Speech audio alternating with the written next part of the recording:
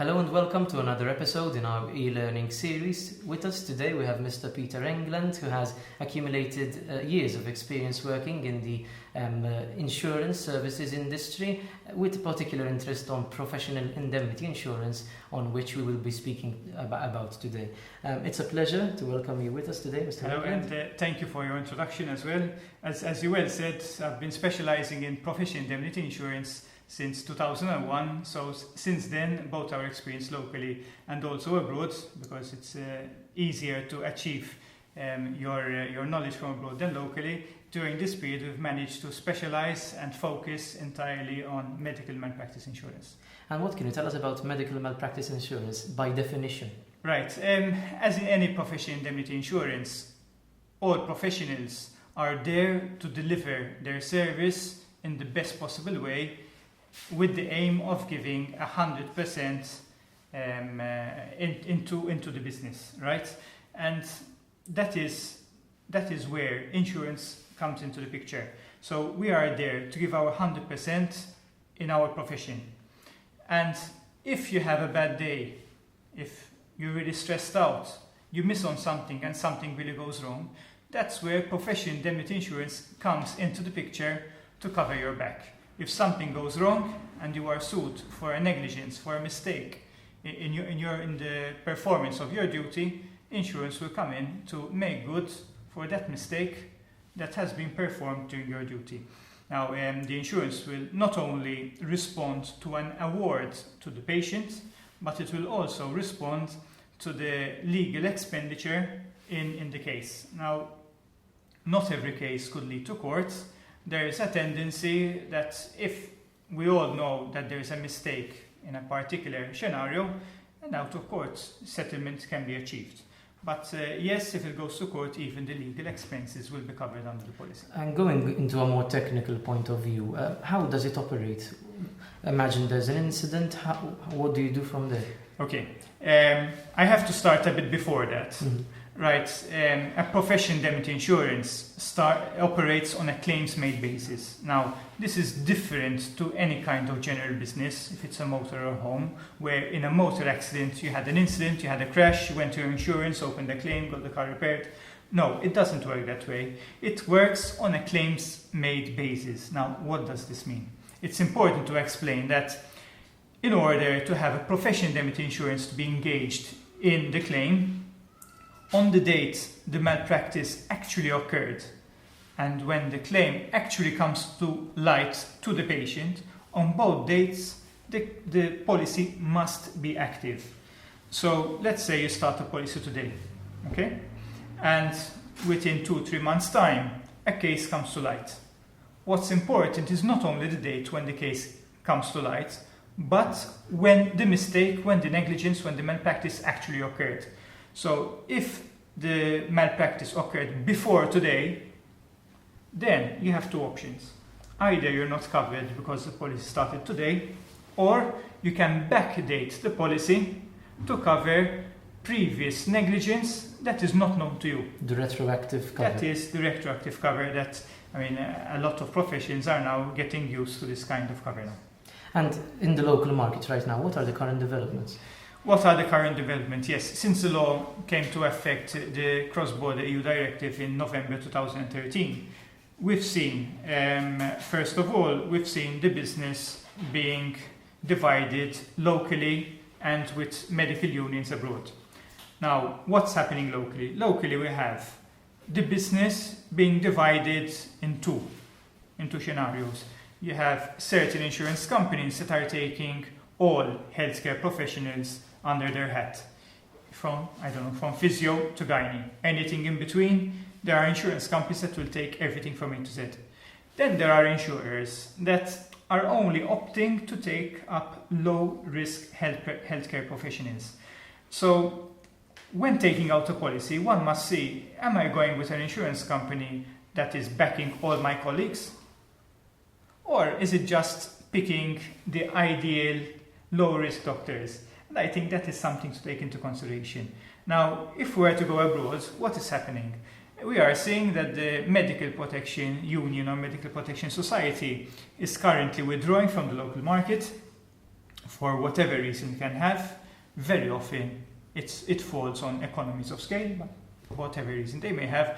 And we are seeing that healthcare professionals that had a viable scenario to take out cover abroad in the past year or two are now have to switch to a local insurer. And I think these are the most common developments at the moment, besides having various small associations that are negotiating insurance cover specifically for their own requirements. They can vary. In fact, there are variations from one healthcare consultant to another. I don't know, let's take pediatrics, for example. You could have a pediatrician that does surgery and one does not. So at the moment, the associations are working to organize different insurance covers for the same category in the healthcare profession. According to their respective needs. Yes. Exactly. And they are being catered for, yes. And as you rightly mentioned, in 2013 there was this adoption of the EU directive, and it brought about certain legal requirements. As a healthcare professional, what minimum level of cover should one hold? Okay, it is essential to underline that any healthcare professional that works in the private practice, specifically private practice, must have a professional indemnity insurance in place or an equivalent in bank guarantee. Now, these are the options that the law has set down. So, since 2013, to be on the medical council, you must have this insurance in place for private practice. Now, the law does not state the minimum level of cover that you require, if it's 50,000 or 1 million. There's absolutely no figures in the law, nothing. However, the law states that according to your area of practice, you should evaluate and see your exposure to decide what level of cover you require. So let me explain this in a different scenario. If you're working in geriatrics, I don't think you need a particular high level of cover. Why? Because awards in courts are based on the age of the patient till retirement, and in geriatrics your multiplier effect is nearly negligible. But on the other hand, if you're in pediatrics and you have kids, I mean, recently in the past months we've seen the court case in Gozo of the 14-year-old that was subject to 100% disability in a motor accident that achieved an award of 400,000 euros. Now that award was calculated on the multiplier effect from the date that person can work till age 65 multiplied by only a minimum wage. So, but the multiplier effect makes this. So if you're seeing a lot of young people, high income earners, in case of negligence on these people, the award could be massive. If you're seeing elderly people, well, then with all respect, the awards will be on the lower end. Now, we do not recommend a level of cover below 250,000. Let's be clear on that. Having said that, there are various situations where healthcare professionals opt for lower cover, but various thankfully go for the minimum recommended cover. We recommend a minimum. I mean, if you want to go for lower, all well and good. But then there are others that are going for higher levels of cover, and I believe that as time goes by, as more awards develop in courts, we will see that there is a requirement that the minimum level of cover should be revised higher. I mean, I would probably already be inclined to say that the minimum of 250,000 recommended 2 years ago should be revised. You know, but you have to with take the current trends. Yes, various aspects into consideration. And nitpicking into a detail which may be of great significance, does it make a difference whether a healthcare professional is acting on behalf of patient's request or else working on behalf of a company when claiming insurance? Okay, that's an interesting question, and there are various professionals, healthcare professionals, that are appointed to see a patient on behalf of a company. Now, you could be appointed by an insurance company. You could be appointed by your employer, large organizations. You could be appointed by your football team. And in fact, there was a particular case. And why am I mentioning a football team? Because as we were discussing before this session, There was a very interesting case in the courts in Manchester where there was a football player, Michael Appleton, that was playing for West Bromwich, and he had an injury in his right knee.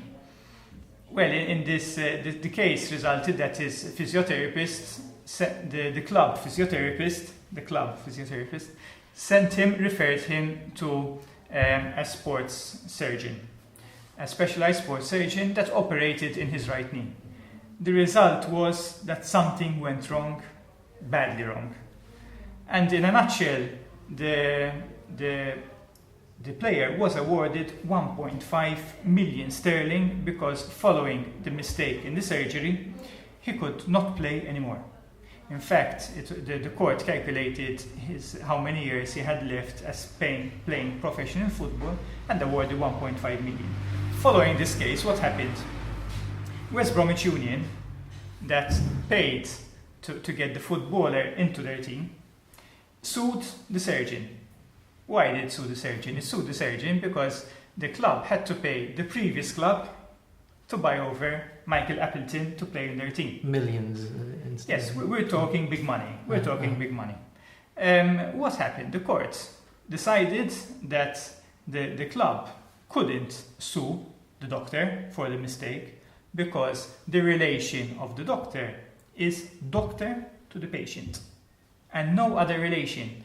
So this is a very interesting precedent in the courts in Manchester that decided that the relation of the doctor is solely towards the patient and nobody else. So although there is no particular case in the Maltese courts, today it is possible to quote an EU decision into the Maltese courts. Mm-hmm. So I think in another way, in a more complex way, I answered your question. Exactly. Thank you so much for your time, Mr. England. Thank you very much. I hope that this session has helped to inform you about professional indemnity, insurance and medical malpractice. We hope that you share this video with your professional colleagues and keep following us on the Synapse Facebook page.